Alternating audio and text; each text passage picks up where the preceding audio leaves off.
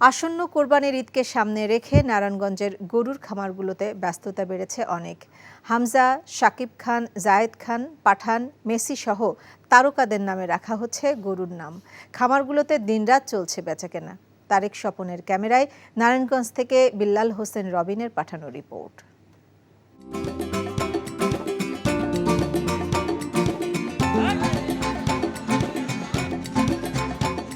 কোরবানির ঈদ মানে গরু নিয়ে মাতামাতি। ঈদের আগে তাই অনেকটা উৎসবের পরিবেশ সৃষ্টি হয়েছে নারায়ণগঞ্জের খামারগুলোতে। ক্রেতাদের আকৃষ্ট করতে বিয়েবাড়ির মতো আলোকসজ্জা, আলপনা, বিভিন্ন ব্যানার, ফেস্টুন দিয়ে সাজানো হয়েছে অনেক খামার। প্রাকৃতিক উপায়ে লালন পালন করা বিশাল আকৃতির গরু আছে খামারে। 1 টনের বেশি ওজন আমেরিকান ব্রাহ্মা, যাকে আদর করে নাম রাখা হয়েছে হামজা। এর দাম হাঁকা হয়েছে 50 লাখ টাকা।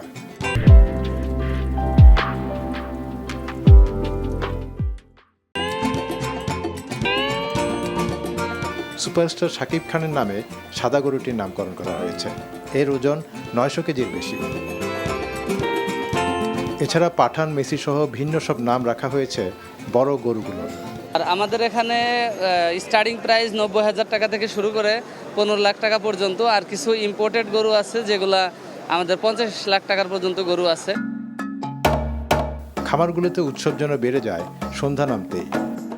গরুকে সাজিয়ে অনেকটা ফ্যাশন শো এর মতো আয়োজন করা হয়, যা দেখতে উপচে পড়া ভিড় ক্রেতা দর্শনার্থীর।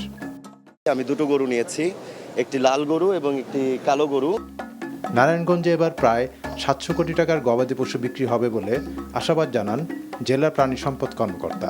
নারায়ণগঞ্জ আমাদের একটা ছোট জেলা হইলেও ঘনবসতিপূর্ণ জেলা।